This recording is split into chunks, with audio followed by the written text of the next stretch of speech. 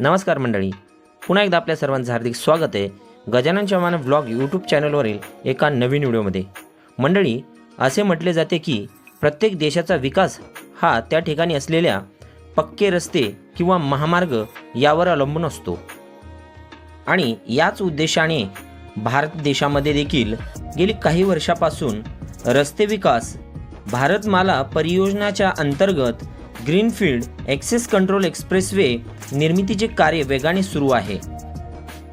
यातीलच एक मध्य प्रदेशामधील सर्वात मोठे शहर इंदोर शहर ते तेलंगणा राज्याची राजधानी हैदराबाद या दोन महत्त्वाच्या शहरांना जोडल्या जाणाऱ्या महामार्गाविषयी आज आपण माहिती पाहणार आहोत।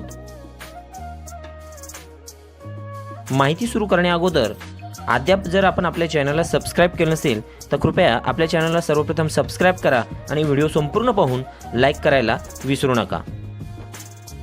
हा एक्सप्रेसवे दोन्ही शहराचा गेम चेंजर म्हणजेच वरदान ठरणार आहे।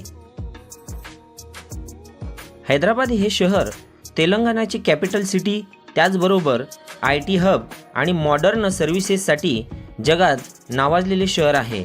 तर दुसरीकडे इंदोर शहराला देशातील सर्वात स्वच्छ शहरापैकी एक शहर म्हणून ओळखले जाते।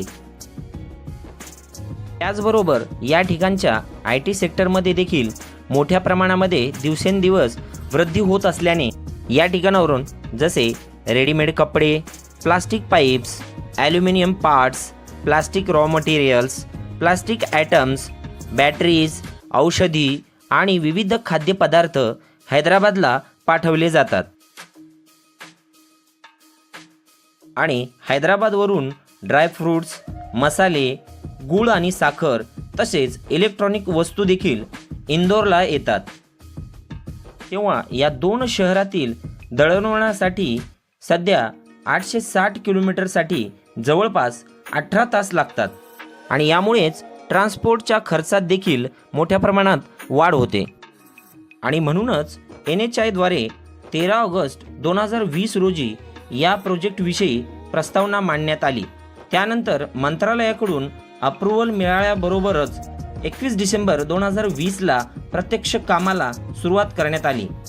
परंतु कोरोना काळात जवळपास 2 वर्ष काम बंद राहिले।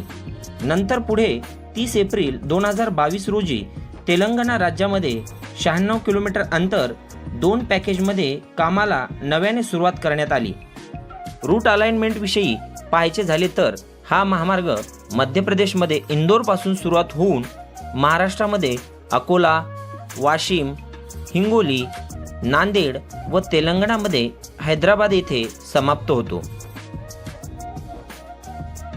जो 3 राज्यामध्ये वेगवान संपर्क निर्माण करणारा 687 किलोमीटर लांबीचा 4 लेन सेमी ॲक्सेस कंट्रोल महामार्ग निर्माण होत आहे, ज्यामुळे 18 तास प्रवासाचा वेळ कमी होऊन तो जवळजवळ 8 ते 9 तासावर येईल। या महामार्ग निर्मितीसाठी अंदाजे 10,000 ते 15,000 करोड रुपये खर्च लागू शकतो आणि या महामार्गाची डेडलाईन मार्च 2025 पर्यंत देण्यात आलेली आहे। परंतु केवळ तेलंगणा या राज्यात जरी काम वेगाने सुरू असले तरीही महाराष्ट्रात मात्र अजूनही काही ठिकाणी जमीन अधिग्रहणाचा प्रश्न देखील सुटलेला दिसत नाही। तर मित्रांनो, लवकरच या महामार्गाच्या कामाची अपडेट देणारा व्हिडिओ आपल्या चॅनलवर येणार आहे।